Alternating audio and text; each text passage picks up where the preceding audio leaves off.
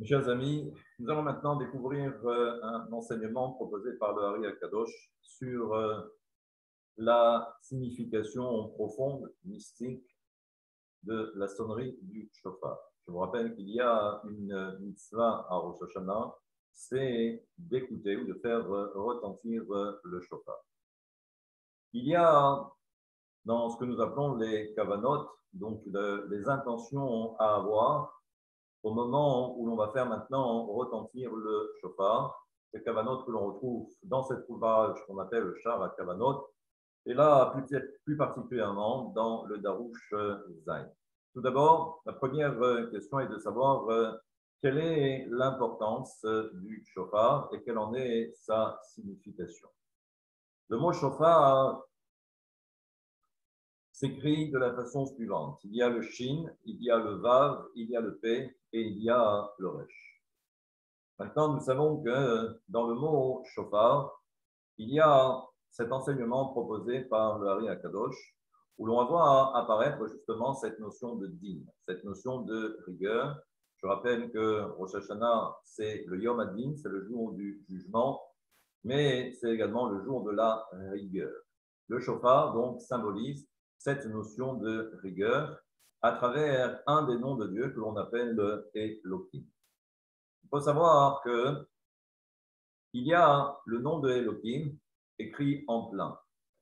Encore une fois, lorsque l'on dit en plein, ce sont les lettres que l'on ne voit pas, mais que l'on entend. Il y a le Aleph, Aleph Lamed P, le Lamed, Lamed Mem Dalet. Ensuite, il y a le He, He, Yud, parce qu'il s'agit également de Elohim écrit en plein avec ce qu'on appelle le Yud, donc He, Yud. Ensuite, vous avez Mem final. Et là, eh bien, si on fait la valeur numérique, eh bien, à ce moment-là, on obtient 300, c'est-à-dire la lettre Shin. Ensuite, nous savons que cette lettre Shin correspond à Chokhmah de Zer Anpin. Ensuite, nous avons également la lettre Resh à l'extrémité du mot Shofar, Shin. Au milieu, vous avez P et Vav, et ensuite, vous avez le Resh. Resh, c'est lorsque l'on prend le nom de Elohim, écrit ce qu'on appelle des riboua en carré, et ça veut dire que on va maintenant écrire Elohim de la façon suivante. Aleph, Aleph Lamed, Aleph Lamed He, Aleph Lamed He Yud, Aleph Lamed He Yud Mem. Eh bien, ça veut dire que chaque fois, on rajoute une lettre supplémentaire. Et là, on arrive à valeur numérique Resh, autrement dit 200. Et là, on comprend que maintenant, donc, nous avons le Shin qui correspond à Chokhmah du Zeir Anpin. Nous avons également le Resh qui correspond à Bina du Zeir Anpin. Et maintenant, nous avons les deux lettres du milieu, le P et le Vav, qui a pour valeur numérique 86. Et nous savons que valeur numérique 86, c'est la valeur numérique de Elohim. Ça veut dire que là, on fait maintenant référence à la dernière séphira que l'on appelle Da'at du Zeir Anpin. Mais ce qu'il faut retenir, c'est que le shofar donc, symbolise cette notion de din, cette notion de rigueur. C'est-à-dire que toute la composante du mot shofar, avec toutes ces lettres, correspond justement à cette notion de Elohim. Elohim, écrit de différentes façons. On va voir ensuite que lorsque l'on va faire retentir le shofar, et grâce à certaines intentions, tout le principe va être justement d'adoucir, ce qu'on appelle les matins, d'adoucir cette rigueur que symbolise le shofar. On verra dans quelques instants ces différentes étapes. Tout d'abord, il faut savoir qu'en mystique, comme au moment de la création du premier homme, où il a fallu créer la femme ou construire la femme, eh bien, nous savons que Dieu a endormi l'homme. Dans le Zohar, c'est ce qu'on appelle la notion de Dourmita. Eh bien, là aussi, le jour de Rosh Hashanah, il y a cette notion de Dourmita. Et ensuite, comme pour la création de la femme, où il est dit dans la Torah que Dieu a prélevé une côte eh bien, de l'homme pour créer la femme, on va voir que cela a également une signification mystique. Et là, donc, dans un premier temps, il y a donc ce principe de Durmita. Eh bien, cela symbolise que, du moins, cela représente ce moment où, tant que l'homme est éveillé, cela signifie qu'il possède en lui cette notion de Mokhin. Et Mokhin, encore une fois, c'est cet intellect spirituel qui permet à l'homme justement d'être éveillé, d'avoir une certaine conscience. Lorsque l'homme s'endort, à ce moment-là, nous savons d'après donc la mystique que l'on récupère les mokrines, comme si en fin de compte, cette énergie qui était en l'homme, qui lui permet de se mouvoir, de réfléchir, eh bien à ce moment-là, tout retourne à sa source. Et donc, au moment où il y a cette notion de Durmita, qui provient justement de Chokma et de Bina, c'est eux qui sont à l'origine de cette notion de Durmita, parce que c'est eux qui influent en l'homme cette notion de mokrine. Mais à un moment donné, donc Chokma et Bina, comme dans la Torah, où le verset nous dit que Dieu a endormi l'homme, Dieu dans la Torah, c'est Chokma et Bina qui vont récupérer justement ces énergies pour que l'homme puisse s'endormir. Maintenant, tout le principe est de savoir, mais à quoi est-ce que cela sert-il? Eh bien, nous savons que pendant cette période, le jour de Rosh Hashanah, eh bien, nous savons que l'homme et la femme, ce qu'on appelle le Zeir Anpin et Nova, ou la Malkout, eh bien, sont dos à dos. Nous savons que lorsque l'homme et la femme, lorsque le Zeir Anpin et Malkout sont dos à dos, il n'y a qu'un seul mur qui les sépare. C'est-à-dire qu'en fin de compte, le Zeir Anpin et la Malkout sont totalement collés. La raison qui est invoquée par le Hari Akadosh, c'est que tant que l'homme et la femme sont Ahor et Ahor, les forces du mal peuvent avoir une emprise. Comme je l'ai dit assez souvent dans les différents cours, nous savons que les forces du mal ne peuvent avoir une emprise que par rapport au dos et non pas par rapport à la face.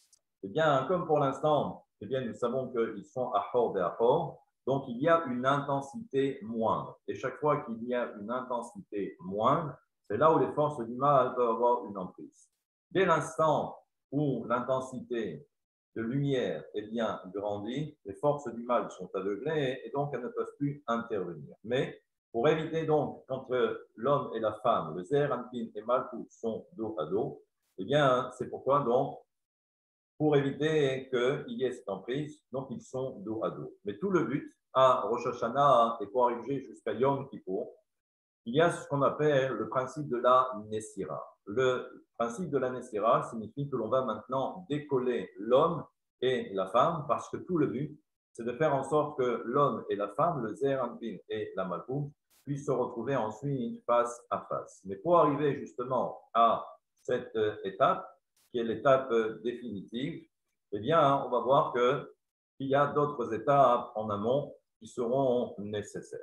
Et là, donc, on comprend que au moment de ce qu'on appelle au moment de la Durmita, au moment où le Zeir Anpin est endormi, ça veut dire que l'on a ensuite récupéré, on a retiré du Zeir Anpin cette énergie qu'on appelle les mokhines.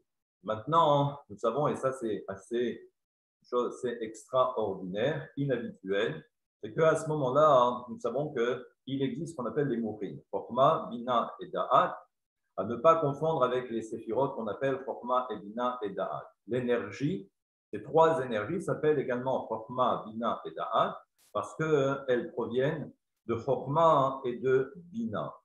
Maintenant, nous savons qu'au moment où ces mokhines quittent le Zeir Anpin, nous avons, comme je l'ai dit à plusieurs reprises, nous savons que même si l'on fait état de ces trois mokhines, Chokma, Bina et Da'at, mais nous savons que dans le Da'at, il y a également ce qu'on appelle les Chassadim, mais il y a ce qu'on appelle également les Gevurot. Et là, on va voir qu'il va se passer la chose suivante, c'est que lorsque cette énergie va quitter le Zeir Anpin dans un premier temps, ce ne sont qu'une partie de ces mokhines qui va rester au-dessus de la tête du Zeir Anpin. Quelles sont ces énergies qui vont rester au-dessus du Zeir Anpin? C'est ce qu'on va appeler, eh bien, Chokma, et nous avons appelé également Chesed. Le Chesed qui se trouve dans le Da'at, tout en sachant que s'il reste au-dessus de la tête, ce qu'on appelle des Or Makif, et ça, ce sera une lumière extérieur pour l'instant, tant que l'homme dort. Il y a ce qu'on appelle donc les chokhmot, en fait, chokhma, mouchin de chokhma qui proviennent de chokhma et également chokhma de bina. Je sais que c'est un peu compliqué, mais c'est comme cela qu'il faut comprendre. Et ensuite, nous avons également les chassadim qui proviennent de chokhma et également de bina. Ça, c'est ce qu'on va appeler la notion de chesed. Très bien. Maintenant, il reste ce qu'on va appeler les binot et il y a ce qu'on va appeler également les gevurot. Eh bien, celles-ci vont maintenant re-rentrer dans ce qu'on va appeler Netzach, Hod et Yesod de Bina. Et ensuite, alors que traditionnellement, nous savons que comme si l'homme était en prise avec, toujours avec Bina, comme si en fin de compte, nous avons les trois dernières de Bina, Netzach, Hod et Yesod, qui sont les canaux pour recevoir justement ce qu'on va appeler donc ces lumières, cet influx. Eh bien, nous savons que habituellement, elle rentre à l'intérieur du Zeher Anpin. Et ensuite, habituellement aussi, c'est le Zeher Anpin qui va permettre à la Malkout de recevoir une énergie, mais par le canal de l'homme, c'est-à-dire du Zeher Anpin. À Rosh Hashanah, eh bien, au moment de la Dourmita, on va voir qu'en fin de compte, eh bien, Netzach, Hod et Yesod de Bina vont maintenant se détourner du Zeher Anpin pour aller directement en prise directe avec la séphira de Malkout. À partir de là, on comprend que dans ce Netzach, Hod et Yesod de Bina, il y aura ce qu'on va appeler donc les binot, la bina, donc le chesed de bina, pardon, le moach de bina qui provient de Chokhma et également de bina, et nous aurons également les gevurot qui proviennent de Chokhma et également les gevurot qui proviennent également de bina. Comme si en fin de compte, on a fait un tri. Tout ce qui est gevurot, on va ensuite le donner à la femme, et tout ce qui est chesed va rester au-dessus de la tête du premier homme. Autrement dit, du Zeher Anpin. À partir de là, nous savons que c'est là où va intervenir cette notion de Neskira, c'est-à-dire ce décollement entre justement le Zeher Anpin et la Malkout. Malkout va récupérer tous les dinim, même les dinim qui sont du côté du dos du Zeher Anpin, et bien tout cela va transiter directement par la séphira de Malkout. C'est à partir de là que va maintenant intervenir bien, ce principe de Nessira qui va durer comme cela jusqu'à Yom Kippour, c'est-à-dire les 10 jours.